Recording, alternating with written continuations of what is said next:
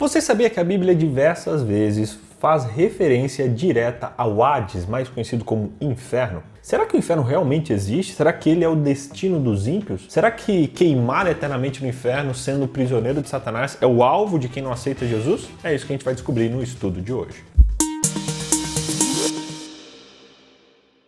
Fala galera, muito bom ter você aqui comigo na nossa resenha semanal, onde a gente troca ideias sobre diversos temas da Bíblia. E antes do estudo, já recomendo você assistir os 2 primeiros episódios, porque eles são essenciais para você compreender o estudo de hoje, beleza? Tá tudo interligado, você pode acessá-los clicando aqui embaixo ou então conferindo aqui no NT Play. E não se esquece de dar aquele like e também de se inscrever nesse canal, que é muito importante, ok? Do it! Just do it! Semana passada a gente falou sobre a importância de estudar e interpretar a Bíblia de maneira certa. Pois bem, o mesmo se aplica ao estudo dessa semana. Nós não podemos interpretar a palavra inferno como ela é popularmente conhecida. A gente tem que descobrir o real significado dela na Bíblia, na palavra de Deus. Alguns enxergam como se fosse um vulcão, sabe? Onde a pessoa está lá dentro queimando por toda a eternidade, com fogo para todo lado, com gente acorrentada sofrendo, enfim. O inferno que é pintado para nós é um lugar assustador. A palavra que origina inferno é o termo que deriva do grego Hades, que inclusive é o nome do deus grego destinado para dizer e para representar o deus da morte, o deus do submundo da mitologia grega. Mas ao usar a palavra Hades no Novo Testamento, ele não está evocando aqui essa representação grega. Não. Não podemos determinar o significado da palavra segundo a forma como ela era usada por filósofos gregos como Platão e como Sócrates. Para entender o significado da palavra expressa na Bíblia, a gente tem que buscar o seu contexto na Bíblia, o contexto no qual essa palavra foi escrita. Mais especificamente, a gente tem que entender o que ela significa lá na Bíblia, especialmente o seu correspondente no Antigo Testamento, que isso vai ajudar a gente a entender o que a Bíblia diz sobre essa expressão. Repetindo o mesmo exercício que a gente fez semana passada, a gente descobre que a palavra que é usada no Antigo Testamento é a palavra hebraica Sheol. Ela tem sido traduzida de várias maneiras, como sepultura, como inferno, como cova ou como mundo dos mortos. Mas veja, como eu posso entender que a palavra hebraica Sheol realmente se refere à palavra grega Hades? A resposta é que quando os escritores do Novo Testamento citam o Antigo, eles traduzem o hebraico Sheol por morte ou por Hades. O livro de Atos, por exemplo, no dia do Pentecostes, escrito lá em Atos 2, 27 a 31, Pedro citou o Salmo 16, verso 10 e substitui nessa citação a palavra Sheol por Hades. Nessas passagens, a Nova Versão Internacional traduz respectivamente o termo Sheol e Hades de maneira mais exata como sepulcro. Mas mesmo a Nova Almeida Atualizada indica corretamente que ambos os termos se referem simplesmente à morte e não a um lugar de tormento. Das 11 vezes que a palavra Hades aparece no Novo Testamento, é apenas na parábola do rico e Lázaro que ela se refere a um lugar de tormento.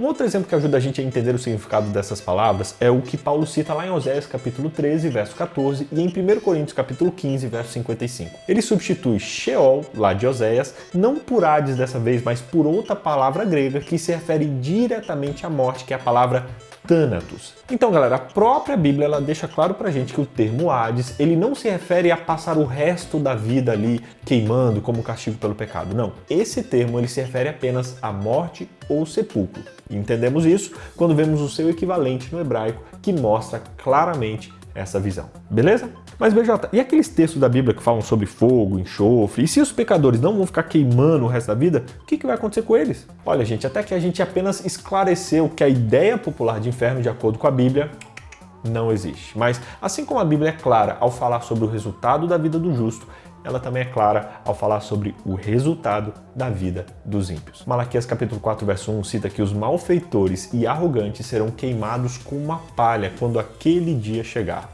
o dia do juízo, na segunda vinda de Jesus. Então sim, haverá um castigo para a vida dos ímpios como resultado de sua iniquidade, mas não é um fogo eterno como alguns entendem. O texto diz que não sobrará nem um galho, portanto, após um período de sofrimento, eles deixarão de existir. O fogo eterno que ele se refere é a consequência eterna do pecado, que inclusive é a morte eterna, e não um castigo de duração eterna. Entende? Wait a minute! Sabe, gente, esse é o segundo estudo onde a gente destaca a importância de estudar corretamente a palavra de Deus. Mas o que mais me preocupa são os danos que esse estudo superficial, ou que esses conceitos podem trazer para a nossa vida espiritual. A ideia de um lugar que a gente sofre eternamente cria uma espiritualidade baseada no medo. Medo de ter um destino eterno de sofrimento, de sofrer na mão de um Deus cruel, sendo que esse não é o tipo de Deus que a gente tem. A gente tem um Deus de justiça, um Deus de amor, um Deus que morreu para nos salvar da condenação eterna e que vai executar a sua justiça para aqueles que o aceitarem e também para aqueles que o rejeitarem.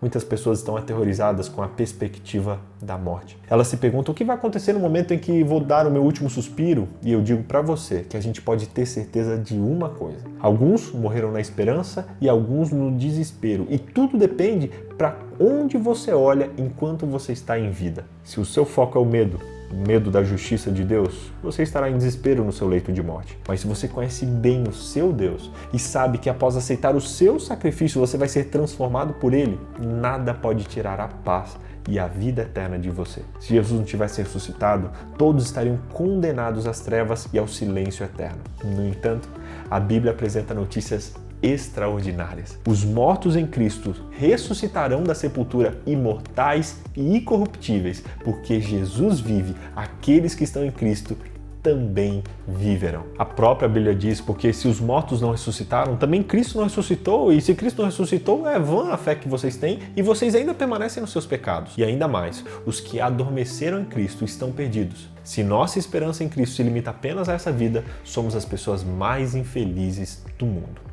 Resumindo, primeiro, a palavra Hades na Bíblia se refere à morte ou sepulcro. Segundo, fogo eterno na Bíblia se refere à morte eterna e não à duração do castigo. Terceiro, a ideia de um lugar onde sofremos eternamente cria uma espiritualidade baseada no medo. E quarto, Deus é um Pai de amor e um Pai de justiça e misericórdia. Eu quero te convidar hoje, primeiramente, a estudar a Bíblia de modo mais profundo, para que você não seja influenciado por mitologias que as pessoas tentam enfiar na Bíblia. Eu quero, segundamente, te convidar a agradecer a Deus por ser um Pai de amor e um Pai de misericórdia. Deus não se deleita no sofrimento humano.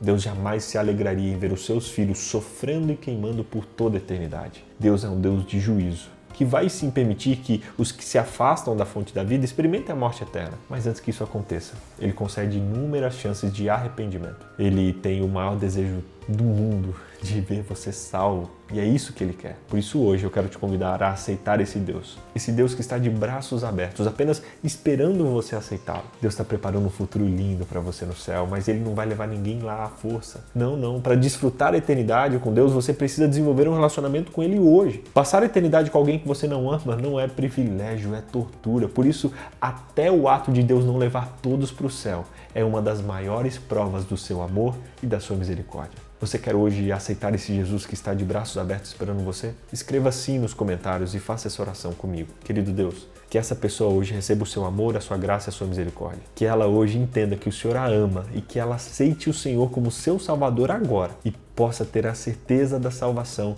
em Cristo Jesus, o nosso Senhor. Esse é o pedido sincero do nosso coração, em nome de Jesus.